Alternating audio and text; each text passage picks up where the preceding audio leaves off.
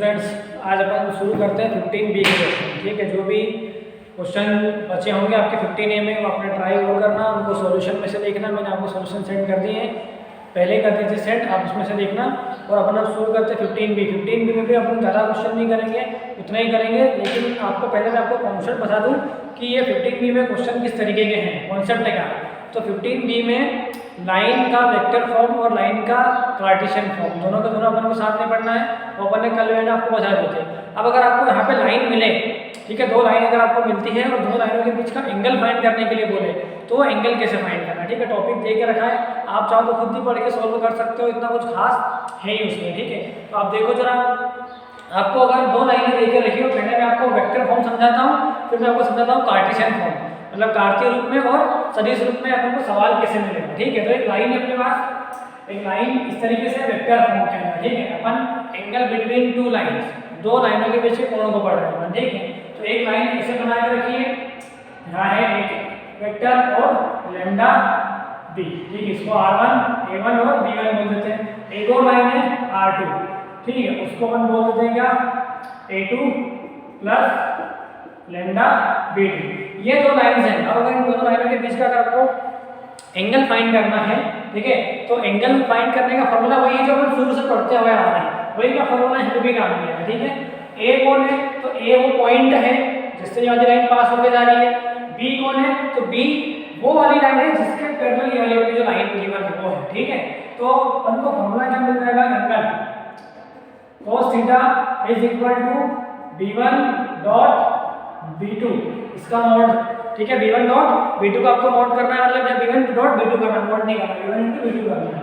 ये b1 dot b2 करेंगे और अपन में क्या आ जाएगा, modulus of b1 into modulus of b2 आ जाएगा। ठीक है, ऐसा करेंगे तो अपन को क्या मिल जाएगा, उसको एंगल मिल जाएगा, दोनों के बीच का एंगल। अब जो b1 है और b2 है वो कुछ ना कुछ मिलेगा अपन को। ठीक है, जो भी अपन को मिले अपन उसके लिए, अगर आपने कल देखा था b1 अगर मिलेगा तो कैसे मिलेगा, ये cos थीटा है। अगर अपन यहाँ पे देखें b1 वाले लाइन में, तो b1 हो सकता है ऐसा, ठीक है क्या, कि सो अपन ऐसा मान लेते हैं l i k plus n j k plus n k k। Element कौन है, एलिमेंट इसकी डायरेक्शन कोसाइन है। ठीक है, तो अपन चाहे तो इसको इस तरीके से डिफाइन कर सकते हैं, ये इस तरीके से। कल मैंने a1 a2 aj के फॉर्म में डिफाइन किया था, आज एलिमेंट के फॉर्म में डिफाइन किया, कोई प्रॉब्लम नहीं है। बस जो भी आएगा वो उसके क्या हो जाएंगे, डायरेक्शन कोसाइन हो जाएंगे ये वाले लाइन के। ठीक है, ये b वाले के अंदर, a वाले तो पॉइंटर आएगा, b वाले के अंदर डायरेक्शन कोसाइन हो जाएंगे कि ये b लाइन को रिप्रेजेंट करेगा और a पॉइंट को रिप्रेजेंट कर रहा है, इसलिए। ठीक है, ये b1 के अंदर इस तरीके से आएंगे, ये क्या आएगा l1 m1 n1, फिर ऐसे क्या आएगा, इस वाली लाइन के भी अपन लिख सकते हैं इस तरीके से, क्या लिख सकते हैं, l2 ik plus n2 jk plus n2 kk, ऐसा अपन को मिलेगा। अब अपन क्या करें, ये b1 डॉट b2 तो कर सकते हैं और यही से फॉर्मूला क्या बन जाएगा, cos theta is equal to b1 dot b2 करेंगे तो क्या आएगा, l1 into l2 plus m1 into m2 plus m1 into n2 और अपॉन में क्या जाएगा, अंडर रूट के अंदर मॉडुलस ऑफ b1। तो b1 का मापांक निकालेंगे, मॉडुलस निकालेंगे तो कैसे निकालेंगे, अंडर रूट के अंदर क्या, l1 का स्क्वायर प्लस n1 का स्क्वायर प्लस n1 का स्क्वायर, और साथ में आ जाएगा under root l2 square plus n2 square plus n2 square, ये अंडर रूट के अंदर आ जाएगा। तो इस फॉर्मूले से अपन निकाल सकते हैं दो लाइनों के बीच का एंगल। ठीक है, ऐसा, ये तो वेक्टर फॉर्म है। ठीक है, ये वेक्टर फॉर्म है। मतलब देखते हैं कार्टेशियन फॉर्म में कैसे करेंगे अपन। अब यहीं से अगर अपन बात करें इसकी कि अगर दो लाइनें परपेंडिकुलर होती हैं, दो लाइनों के बीच का एंगल अगर 90 डिग्री बनेगा तो तब सिचुएशन कैसे बनेगी, ये सिचुएशन भी अपन ने वहाँ पे पढ़ी थी, कहाँ पे पढ़ी थी, जब अपने वेक्टर सॉल्व किए थे वहाँ पे। ठीक है, तो वही सिचुएशन आपको याद रखना है, सभी जगह एंगल निकालने का फॉर्मूला एक ही है। अगर एक लाइन आ जाए, एक प्लेन आ जाए तो भी फॉर्मूला यही आने वाला है। ठीक है, अपन ने दो वेक्टर के बीच का एंगल निकाला था, वहाँ पे भी फॉर्मूला ये वाला निकाला था अपन ने। ठीक है, तो लाइनों के बीच का एंगल अपन ने वहाँ पे कार्टेशियन में भी ऐसे निकाला था और वेक्टर के फॉर्म में भी ऐसे ही निकाला सकता है। ठीक है, अब यहाँ से अगर थीटा की वैल्यू 90 हो जाए, अगर दोनों लाइनों के बीच का कैसा एंगल है 90, तो उस केस में यहाँ का जाएगा cos 90 आ जाएगा, बराबर में ये आएगा y की वजह से, और cos 90 की वैल्यू कितनी होगी, 0। ठीक है, तो अगर cos 90 की वैल्यू हो जाएगी 0 तो ये वैल्यू हो जाएगी 0, तो 0 इज इक्वल टू क्या आएगा, ये टर्म आएगी बेसिक बेसिक, और इधर डिवाइड में, इधर मल्टीप्लाई में आएगा तो 0 के मल्टीप्लाई में डिवाइड, मल्टीप्लाई में 0 हो जाएगा। तो आपको फाइनली मिलेगा क्या, ये मिलेगा कि L1 L2 plus M1 M2 plus N1 N2 is equal to क्या आ जाएगा, 0 हो जाएगा। ये अपन पहले ही पढ़ चुके हैं, ठीक है। हाँ, अगर ये 90 का हो तो ऐसा, अगर पैरेलल प्रूफ करना है आपको, दो लाइनों को समांतर सिद्ध करना है, तो उस केस में क्या हो जाएगा, ठीक है, ये परपेंडिकुलर का केस है, ठीक है। परपेंडिकुलर या लंब होने की कंडीशन है। अपन देखते हैं कौन सी कंडीशन, पैरेलल की कंडीशन। पैरेलल में क्या है, ठीक है, ये भी आपको मालूम है क्या करना है, दो रेखाएं समांतर कब होगी, दो रेखाएं समांतर तब होगी जब L1 बटे L2, L1 बाय L2 बराबर आ जाए M1 बाय M2, और ये बराबर आ जाए N1 बाय N2 के। अगर ये सिचुएशन बैठती है तो रेखाएं समांतर है। अगर बोले कि समांतर है और एक या बी की सीधी वैल्यू निकालो तो अपन इससे सॉल्व कर लेंगे, ठीक है। तो ये भी आपको पहले से ही मालूम है, ये भी आपको पहले से ही मालूम है। ये कौन सा फॉर्म है, ये सदिश रूप में है, ठीक है। हाँ, अब हम देखते हैं कार्टेशियन में, ठीक है, ये वेक्टर फॉर्म है, देख लेते हैं अपन वेक्टर फॉर्म या सदिश रूप, सदिश रूप में। अब अपन कार्टेशियन में देखते हैं, ठीक है, कार्टेशियन या कार्तीय रूप में, ठीक है। कार्तीय रूप में अपन देखें एंगल कैसे फाइंड करेंगे, ठीक है। तो पहले ये देखो कि अपन कार्तीय रूप में रेखाओं को लिखते कैसे हैं। पहले ये देखो रो 3 के अंदर तो एक लाइन अपन लिखते हैं ऐसे, x1 upon a1 equal to x, यहाँ y आएगा ना, y minus y1 upon b1, और यहाँ आ जाएगा z minus z1 upon c1। इस तरीके से हो सकता है कल मैंने यहाँ पे a1 a2 a3 बता दिया हो, ठीक है। मैं देख लेता हूँ, हाँ, इसमें a1 b1 c1 है, a1 b1 c1 ले लो या a1 a2 a3 ले लो, बात वही है, आपको ध्यान वही रखना कि लॉजिक के मैंने बोला। अगर ये a1 है a2 है a3 भी है तो ये डायरेक्शन कोसाइन है। अगर मैंने अभी b1 c1 ले लिए तो उसमें अलग कोई घबराने की जरूरत नहीं, बस आपको ध्यान रखना है कि मैं सिंबल कोई से भी ले लूँ, आप कॉन्सेप्ट पे देखो, ठीक है। यहाँ पे अगर a2 भी हो a3 भी हो तो भी आपको वैसे ही करना है जैसे ये वाला करना है, ठीक है। हो सकता है कल मैंने यहाँ पे a2 और a3 लिए हो, एक लाइन की इक्वेशन ये है, एक दूसरी लाइन और है, उसकी इक्वेशन ऐसा हो सकती है,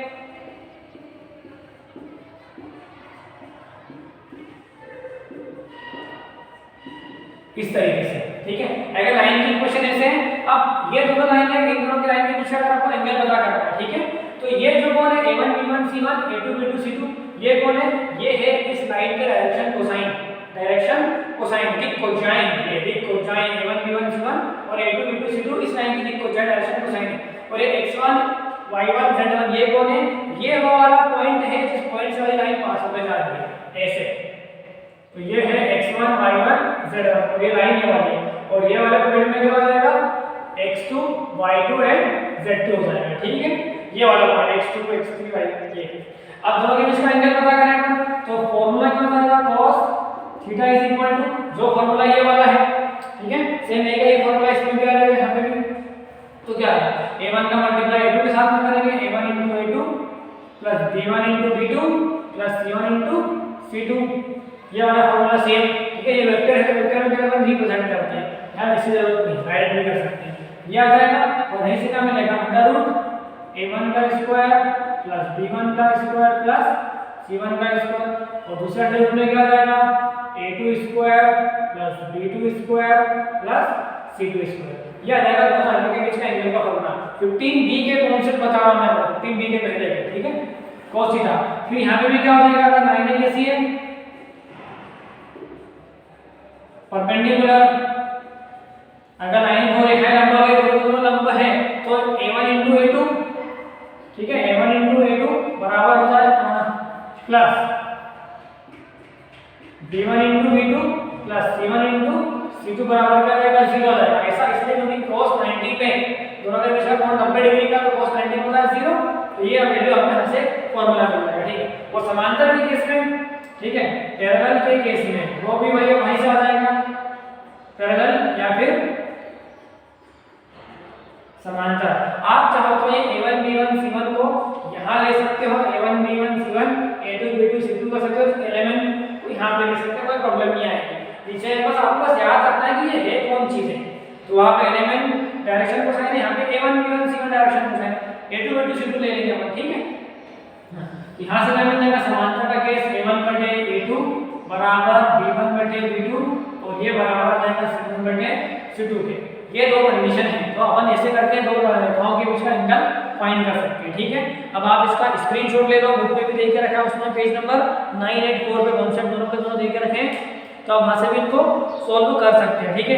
एक और कॉन्सेप्ट यहाँ पे दो, एक पॉइंट और एक लाइन के बीच की दूरी निकालने का, ठीक है, उसको अपन नहीं कर रहे हैं क्योंकि शायद ही ऐसा कोई कॉन्सेप्ट दे के रखा है उन्होंने, तो अपन इसको नहीं कर रहे हैं, आपको एंगल निकालने पे ध्यान देना है, ठीक है।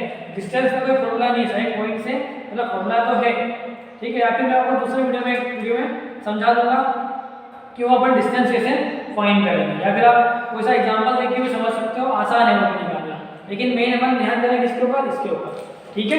अब इसका स्क्रीनशॉट ले लो।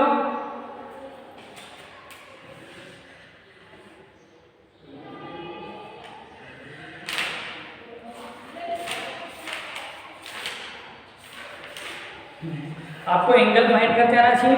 अब मैं आपको एक क्वेश्चन करवा देता हूँ इसका, या ऐसा है ऐसा यूनिफॉर्म में, तो आपको ध्यान रखना है अगर लाइन ऐसी हो तो ये काम करना है, वैसी हो तो ये काम करना है। यहाँ पे आप L1 M1 N1 L2 M2 N2 भी ले सकते हो, यहाँ पे आप L1 की जगह A1 B1 C1 A2 B2 C2 या A1 A2 A3 A2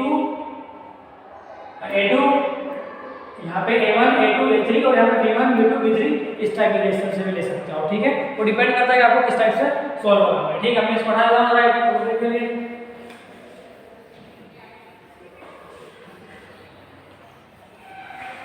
ठीक है। मैं क्वेश्चन देखो जरा, पहला वाला 15B का, ठीक है, सिंपल से क्वेश्चन है, ज्यादा आपको प्रॉब्लम नहीं आएगी सॉल्व करने में 15B में।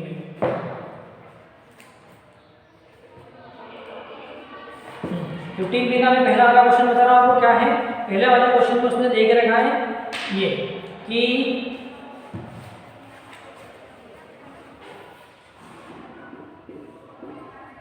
क्वेश्चन नंबर 1, ठीक है, क्या है, R एक वेक्टर बना के रखा हमने इस टाइप से R, और यहाँ लिखा है 2ik minus 5jk plus kk plus lambda 3ik plus 2jk plus 6kk, और एक और लाइन है R vector is equal to 7 ik minus 6jk plus mu, और यहाँ है ik into 2jk plus 2kk। इन दोनों लाइनों के बीच का आपको एंगल फाइंड करना है, ठीक है। तो एंगल फाइंड करने के लिए सिंपल टेक्निक क्या हो जाएगी, वो टेक्निक ये है, ठीक है। ये देखो यहाँ पे ये ऐसी लाइन है, आपको ये करना है cos theta, angle between these two line cos theta is equal to क्या हो जाएगा, देखो b1 डॉट b2 करेंगे अपन, ऐसा b1 डॉट b2, तो b1 कहाँ पे, ये b1 है और ये b2 हो जाएगा। उधर देखो लाइन की इक्वेशन, ये वाला लैम्डा b1 लैम्डा b2, उस लैम्डा की जगह कुछ और भी हो सकता है, ठीक है। जैसे यहाँ पे म्यू करूंगा तो दोनों आपको समझ में आ जाएंगे, ठीक है। यहाँ पे म्यू हो जाएगा इस तरीके से, तो करें अपन सॉल्व, तो क्या हो जाएगा, पहले अपन लिख लेते हैं 3ik plus 2jk plus 6kk, इसका डॉट करना अपन लोग इससे ik plus 2jk plus 2kk के साथ में इन दोनों का डॉट करना है, और इन्हीं दोनों का निकालना है अपन को मॉड्यूलस ऐसे करके, तो 3 square plus 2 square plus 6 square, ये इसके हो जाएंगे या इसके, यहाँ से आ जाएगा 1 square plus 2 square plus 2 square, तो cos थीटा इक्वल टू मिलेगा 3 into 1 प्लस ये 2 into 2 प्लस 6 into 2 ऐसे, और नीचे अंदर रूट में क्या जाएगा, 3 का स्क्वायर 9 और ये हो जाएंगे 4 13 और 6 का स्क्वायर जाएंगे 36, तो 13 और 36 हो जाएंगे 49 अंदर रूट के अंदर, और यहाँ से आपको मिलेगा इसका स्क्वायर, तो 4 और 4 8 9 ये आ जाएगा। फिर टोटल इसको हम सॉल्व करेंगे, तो 3 और 4 7 और 12 19, और नीचे आ जाएगा क्या, यहाँ से 7 बाहर निकलेगा 3 बाहर निकलेगा, तो 7 into 3 तो 19/21, तो ये मिलेगी आपको cos theta is equal to 19/21, जो थीटा इक्वल टू आप लिख सकते हो इसको cos इनवर्स 19/21, ठीक है। इस तरीके से आपको सारे सवाल करना है। ये सवाल था जो हमने किया अभी, ठीक है। अगर मान लो ऐसा बोल दो कि सिद्ध करो कि दोनों की दोनों रेखाएं परपेंडिकुलर है, ऐसा वो क्वेश्चन पूछ सकता है। तो दोनों रेखाएं परपेंडिकुलर है, परपेंडिकुलर सिद्ध करने के लिए क्या करेंगे, ये वाली कंडीशन पे सीधे आ जाएंगे यहाँ पे, ठीक है। आप क्या करोगे, यदि रेखा 1 और 2, ये यदि रेखा 1 और 2 line 1 and line 2 are perpendicular, then you can directly say that L1 L2 M1 N2 M1 N2 is equal to क्या आना चाहिए, 0 आ जाना चाहिए। मतलब इसकी वैल्यू क्या आ जाना चाहिए, 0 आ जाना चाहिए, ठीक है। ये बात आप समझ रहे होंगे, आपको मालूम है पहले से। चलो एक क्वेश्चन ये था, एक और क्वेश्चन आपको मैं बता देता हूं थोड़ा सा अलग टाइप का। इसका स्क्रीनशॉट ले लो आप। मैंने सॉल्यूशन सेंड कर दिए हैं इसके। सॉल्यूशन पे छोटे छोटे से ही, ज्यादा कोई बड़े बड़े सॉल्यूशन नहीं है, ठीक है।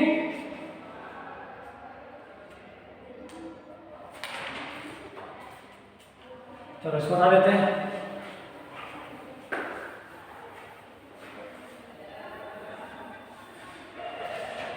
और आपको कोई डाउट हो तो आप वीडियो के नीचे कमेंट कर देना, तो मैं उसको पढ़ लूंगा। मैंने कल भी कमेंट चेक करे लेकिन कोई डाउट नहीं था। अगर कोई प्रॉब्लम है, कोई क्वेश्चन नंबर हो, उस क्वेश्चन नंबर का मेरे को एक्सरसाइज के साथ में कमेंट कर देना। 15A में हो तो 15A में, 15B में हो तो B में, तो मैं आपको उसका फोटो सेंड कर दे दूंगा मैं आपको उसकी, या फिर सॉल्व करवा के उसका वीडियो बना के दे दूंगा, ठीक है। एक और क्वेश्चन देखो, एक क्वेश्चन है यहाँ पे ये वाला, है ना। सेकंड का है ये क्वेश्चन 2 का 15B में क्वेश्चन नंबर 2, और 2 का क्वेश्चन नंबर मैं बता रहा हूँ आपको कौन सा, C वाला देखना है, ठीक है। C वाले में क्या करना है, x + 1/2 is equal to y - 2 by 5 is equal to z + 3 by, और एक और लाइन है x - 1/1 और y + 2/2 और z - 3/-3। ये क्वेश्चन इन दोनों लाइनों के बीच का हमको एंगल बताना है, ठीक है। तो लाइनों के बीच का एंगल पता करेंगे कैसे, इसमें direct a1 b1 c1 a2 b2 c2 या इसको lm बोल सकते हैं, l1 m1 m1 या l2 m2 n2, कुछ भी बोल सकते हैं। उसका जरूरी नहीं है वो उसके लिए है इसके लिए, बस कॉन्सेप्ट ये है कि डायरेक्शन कोसाइन है, ठीक है। तो आप चाहो तुमको एलिमेंट देना, ठीक है। तो इन दोनों के बीच का एंगल, ठीक है, इन दोनों के बीच का एंगल अपन बोल सकते हैं कि लाइन 1 के दिक् को जाए, ठीक है। अगर बढ़ाना चाहते हो 2 नंबर के लिए तो लाइन 1 की डायरेक्शन कोसाइन क्या लिख सकते हैं अपन, l1 = 2 m1 = 5 और n1 = 4। चाहो तो a1 b1 c1 ले लो, जो भी लेना हो। फिर लाइन 2 की डायरेक्शन कोसाइन क्या हो जाएगी, l2 = 1 m2 = 2 और n2 = -3, ठीक है। अब दोनों को आपको क्या पता करना है, cos θ इज इक्वल टू, ठीक है। बस a1 b1 से हम डिफरेंशिएट करने के लिए रखें, आप तो वैसे निकाल सकते हैं, ठीक है। यही फॉर्मूले से आ जाएगा, ये l1 l2 plus n1 n2, ये फॉर्मूला आपके आंखों के सामने है, ठीक है। मैं डायरेक्ट वैल्यूज पुट कर देता हूं, क्या 2 *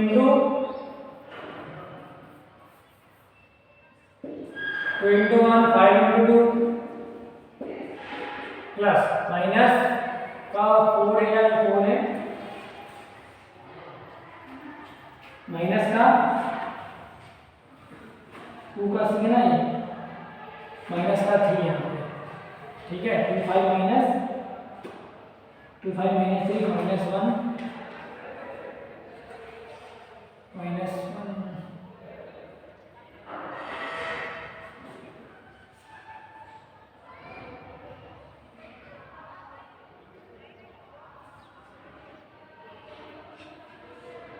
ये 2b वाला क्वेश्चन है, यहाँ b कर लेंगे, 2b का नोट कर लिया, ठीक है। 2b वाला क्वेश्चन है x + 1 y - 2 z - जो भी क्वेश्चन आपने ध्यान से यहाँ पे 4 ही है, 2b वाला क्वेश्चन, ठीक है। और x - 12 फिर यहाँ आ जाएगा x - 1 है y + 2 और z - 3, हाँ 1 2 - 3 ये वाला है। देख लेना बस आप कौन सा हमको एंगल निकालना कैसे, अगर गलत तो सही कर लेना उसको, ठीक है। फिर 5 * 4 * -3 हो जाएगा, तो 4 * -3 ठीक है। और अंडरवर्ड के अंदर क्या जाएगा, बाकी फिर से वही 2 का स्क्वायर करेंगे 4, 5 का स्क्वायर करेंगे 25, ये वाला 4 का स्क्वायर करेंगे 16 आएगा। अंडरवर्ड के अंदर 1 का स्क्वायर 1 + 4 + 9 हो जाएगा। पूरा सोल्व करेंगे 2 और 5 10 है ना, 10 और 2 12 और यहाँ से 12 आ जाएंगे। ये प्लस के 2 तो ऊपर आ जाएगा 0 बाई जो भी अब नीचे कुछ नहीं बना तो ऊपर आ जाएगा 0, ये आएगा 16 29 29 और 6 35 और 10 45 जो भी आएगा इसका देख लेना आपने, और यहाँ आएगा 13 अंडर रूट के 14 आ जाएगा। तो जो भी आंसर है वो 0 आने वाला है। cos theta is equal to cos pi by 2 आ जाएगा। तो थीटा की वैल्यू क्या आ जाएगी पाई बाई 2। इसका मतलब दोनों के दोनों रेखाएं किसी लंबवत हैं, इसीलिए तो इसकी वैल्यू क्या आ रही है 0 आ रही है। लेकिन अपन को पता नहीं था, वो एंगल फाइंड करने के लिए का उसमें, ठीक है। तो ये क्वेश्चन था जो अपन ने किया। अब इसके अलावा इसके जितने भी क्वेश्चन आपने एंगल फाइंड करने वाले वो क्वेश्चन आपने ट्राई करके देखना, ठीक है।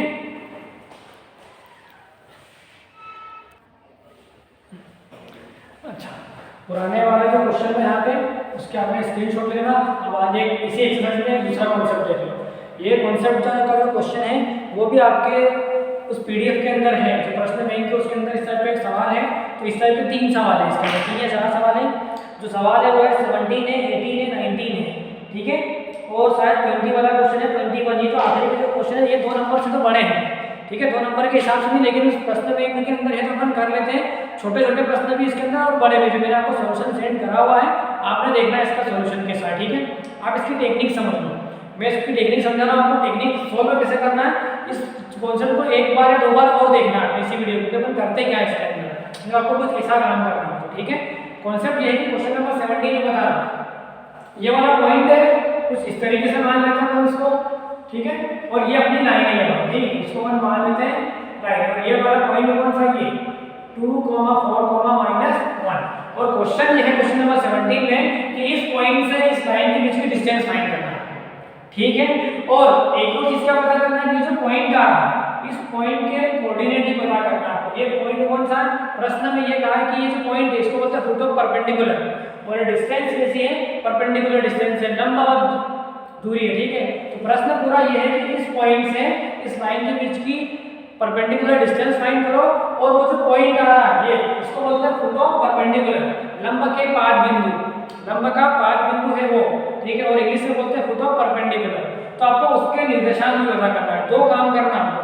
तो अपन यहाँ से लगाने खाते हैं डिस्टेंस पता करेंगे, तो पहले अपन को इस पॉइंट को पता करना पड़ेगा, ठीक है। अगर एक पॉइंट अपन को मिल जाएगा तो ये पॉइंट इस लाइन का भी है, तो अपन को इस पाद बिंदु के निर्देशांक भी मिल जाएंगे, फुट ऑफ परपेंडिकुलर के कोऑर्डिनेट्स मिल जाएंगे। तो इससे कोऑर्डिनेट्स मिल जाएंगे तो अपन डिस्टेंस फॉर्मूले से दूरी के सूत्र से इसकी दूरी भी निकाल लेंगे। अब वो करना कैसे आपको प्रश्न समझना, एक बार फिर से वीडियो को देखना इसी इतने पोर्शन में मैं करने के लिए क्या कह रहा हूँ, ठीक है।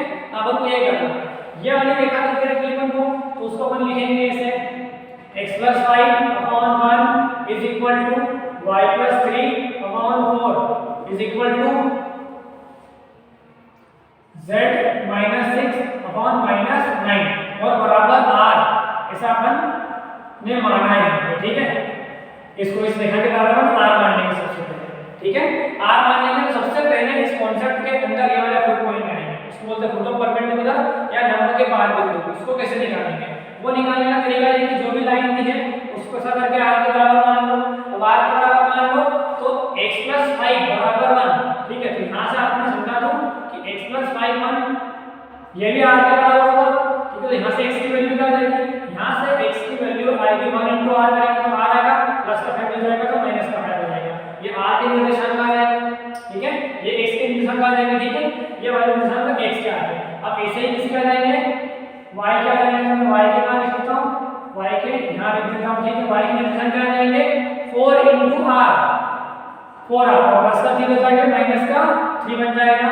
ऐसे ही z के निर्देशांक आ जाएंगे क्या, तो z के आएंगे -9r, और ये माइनस से सीधा जाके प्लस का 6 बन जाएगा, तो ये आ जाएगा प्लस का 6। ये वैल्यूज आ गई किसकी, x की, y की और z की। और यही कौन है x y z, ये वाले पॉइंट के, क्योंकि ये पॉइंट लाइन का है, ठीक है। ये पॉइंट कौन सा, लाइन का है, तो ये वाला पॉइंट भी लाइन का ही होगा, ये पॉइंट भी लाइन का ही है। तो अपन को ये कौन सा जाएगा, x y और z, ये x ये y ये z, ये तीनों में दोनों किसके होंगे, इसके होंगे, ठीक है। अब एक और चीज समझना है, एक और चीज ये समझना कि ये वाली लाइन जो है, जैसे ये लाइन नहीं, ये लंबित दूरी है, लेकिन अपन को तो लाइन बनती हुई दिख रही है। अब अगर ये लाइन बन गई और इस लाइन का एक पॉइंट इधर है, एक पॉइंट इधर है, दोनों पॉइंट मिल गए अपन को, जब दो बिंदु किसी लाइन के दिए होते हैं, 2 पॉइंट दिए होते हैं लाइन के, तो अपन उसके डायरेक्शन रेशो पता कर सकते हैं। तो अपन क्या करेंगे, अब इसके डायरेक्शन रेशो पता करेंगे। डायरेक्शन रेशो पता करने के लिए इस लाइन की, ये जो लाइन दी गई इसको अपन नाम देते हैं P, इसको नाम देते हैं अपन N, और ये अपनी लाइन कौन सी, लाइन 1 जो कि ये वाली है, ठीक है। हाँ, तो P से N मान लिया अपन ने, N बिंदु को हो जाएगा फुट ऑफ परपेंडिकुलर, लंबाई के 5 बिंदु है वो, ठीक है। तो अपन P से N के दिक अनुपात पता कर सकते हैं, क्या अपन डायरेक्शन रेशो पता कर सकते हैं? हाँ, तो कर सकते हैं। तो हम क्या लिखेंगे, अपन ये लिखेंगे डायग्राम बनाने के बाद में कि डायरेक्शन रेशो दिक अनुपात, इसका डायरेक्शन रेशो ऑफ Pn, इस Pn वाली रेखा का डायरेक्शन रेशो पता करना है, ठीक है। अब डायरेक्शन रेशो पता करेंगे तो कैसे करते हैं अपन, ऐसा करते हैं। तो P से N में कर रहे हैं तो N वाले में से P वाले को माइनस करेंगे, ठीक है। P से N की दिशा में तो N वाले में से P को माइनस करेंगे। यहाँ पे x है तो x की वैल्यू कितनी है, r-5, ठीक है। तो r-5 माइनस 2 करेंगे अपन यहाँ पे, तो पहला दिक अनुपात क्या आएगा, r-5 माइनस क्या जाएंगे 2, एक ही आएगा। दूसरा ये किसकी वैल्यू है कि l को बोल सकते हैं, इसको l बोल सकते हैं इसको, ठीक है, या l1 बोल सकते हैं। फिर यहाँ पे आएगा दूसरा, दूसरे में वो क्या आएगा 4r-3 माइनस कर y वैसा 4 माइनस करेंगे, ऐसे लिखेंगे। फिर तीसरा वाले क्या जाएंगे, ये वाला -9r+6 माइनस क्या आएगा 1, तो प्लस का 1 बन जाएगा, ठीक है। इस तरीके से अपन क्वेश्चन को सोल्व करेंगे।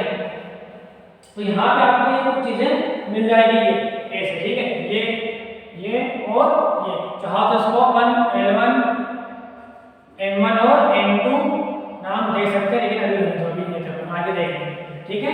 इतना समझ गए। तो Pn के डायरेक्शन रेशो क्या जाएंगे, यहाँ आएंगे r-7, एक दूसरा अनुपात क्या आएगा 4r-7 आ जाएगा, और यहाँ से आएगा -r+7। ये आ गए किसके, ये डायरेक्शन रेशो में, ये डायरेक्शन रेशो किसके हैं, इस वाली लाइन के, ठीक है। अब अपने पास इस लाइन का डायरेक्शन रेशो भी है, तो वो डायरेक्शन रेशो कहाँ पे, ये रहे 1, 4, -9, ठीक है। इसका डायरेक्शन रेशो मुझे पता ही है ऐसे, और इसके तो अपना क्वेश्चन करना देगा कि 1, 4, -9 देगा। अब अगली बात ये है कि ये लाइन और ये लाइन दोनों परपेंडिकुलर है, मतलब अपनी ये लाइन और ये लाइन परपेंडिकुलर है। अगर दो लाइनें परपेंडिकुलर हो तो फिर उनके बीच में क्या करते हैं, एंगल फाइंड करते हैं। एंगल की वैल्यू क्या आती है, 90 आती है, ठीक है, मालूम है हमको। अपन यहाँ पे ये बोल सकते हैं ऐसा कि लाइन 1 अपनी रेखा और लाइन 1 एंड और Pn, कौन सी लाइन Pn क्या है, line 1 and line Pn are perpendicular, ठीक है। कैसे परपेंडिकुलर मतलब लंबवत है। अगर दोनों रेखाएं लंबवत है, इसका मतलब उनकी दिक ऊर्जाओं का दिक अनुपात का गुणा करेंगे तो 0 आ जाएगा। तो मतलब इसका दिक अनुपात का ये L1, इसका ये रहा L2, ये इसका M1, ये इसका M2, ये इसका N1, ये इसका N2, दोनों का गुणा करेंगे तो क्या आ जाएगा 0 आएगा। इस वाले नियम से ये वाले दोनों रेखाओं के बीच का कोण कितना होना चाहिए, 0 होना चाहिए, 90 है इसमें। तो ये वाली लाइन, ये लाइन इसका 90 है। अपन यहाँ पे क्या करेंगे, हम ये करेंगे कि 1 इंटू ये 1 इंटू r-7 प्लस ये वाला 4 इंटू 4r-7 प्लस ये वाला -9 into -9r+7 is equal to क्या हो जाएगा 0 हो जाएगा, -9 इंटू ये, ठीक है। सभी को करो मल्टीप्लाई, जैसा r की वैल्यू आ जाएगी, r की वैल्यू आ जाएगी तो ये वाले कोऑर्डिनेट्स आ जाएंगे अपने पास, ठीक है। यहाँ आएगा r-7 plus 16r-28 minus 81r, ठीक है। यहाँ पे प्लस के 81 नाम हो जाएगा ना, प्लस के 81r और माइनस के 963 इज इक्वल टू 0, ठीक है। यहाँ पे r आएगा ऐसा। अब 81 यहाँ पे 16 यहाँ पे और 81 और 1 82 और 88 और 98, तो 98 r तो यहाँ हो जाएगा, ठीक है। 63 यहाँ पे है और फिर 7 यहाँ पे, तो कितने हो जाएंगे माइनस के 70 हो जाएंगे ये, और माइनस के 22 जोड़ दो उसके अंदर, ये भी माइनस के 98 हो जाएंगे। तो ये कितने हो रहे थे 98 भी हो रहे थे ना, 81 r और 1 82 से 88 वाला संख्या में, तो 98r minus 98 is equal to 0। तो यहाँ से r की वैल्यू आ जाएगी 98r इक्वल्स टू 98 8, तो r इज इक्वल टू क्या आ जाएगा 8। ठीक है, जब r की वैल्यू 1 आ गई है तो फिर एक जो निर्देशांक है ये निर्देशांक अपन को मिल जाएगा। ठीक है, उसको मैं यहाँ लिख देता हूँ। अब ये निर्देशांक क्या आएंगे, ये हमारा निर्देशांक। ठीक है, जो अपन ने निकाला था x बराबर, तो x बराबर क्या जाएगा, r की वैल्यू 1 मतलब यहाँ पे -4 आएगा।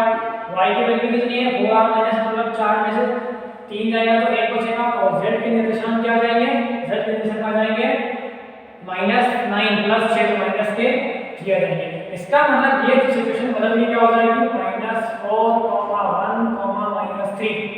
अब इन दोनों पॉइंट के बीच डिस्टेंस फाइंड कर सकते हो आप, डिस्टेंस होने से वो करो तो वही दूरी आ जाएगी इस लाइन के बीच की। पूरा कॉन्सेप्ट समझ गए आप, पूरा कॉन्सेप्ट को एक बार डबल से और देखना पड़ेगा। पहले ये वाले पॉइंट के कोऑर्डिनेट्स फाइंड करेंगे और उसकी टेक्निक रहेगी ऐसे, टेक्निक आ जाएगी डिस्टेंस मापन को डिटेल से करते आ रहे हैं। ठीक है, तो दूरी सूत्र से दोनों रेखाओं के बीच की दूरी क्या आ जाएगी, दोनों रेखाओं के इस बिंदु और इस लाइन के बीच की डिस्टेंस कैसे आ जाएगी, 2 - 4 करेंगे तो क्या आ जाएगा 2 + 6 का होल स्क्वायर प्लस 4 - 1 मतलब 3 का होल स्क्वायर -3 + 3 तो +2 का होल स्क्वायर। तो आपको मिलेगा क्या 8 का 64 और यहाँ मिलेगा 9 और यहाँ मिलेगा 4। तो 64 और 4 68 और 9 हो जाएंगे 77। तो ये इसका आंसर आ जाएगा। ठीक है, 77।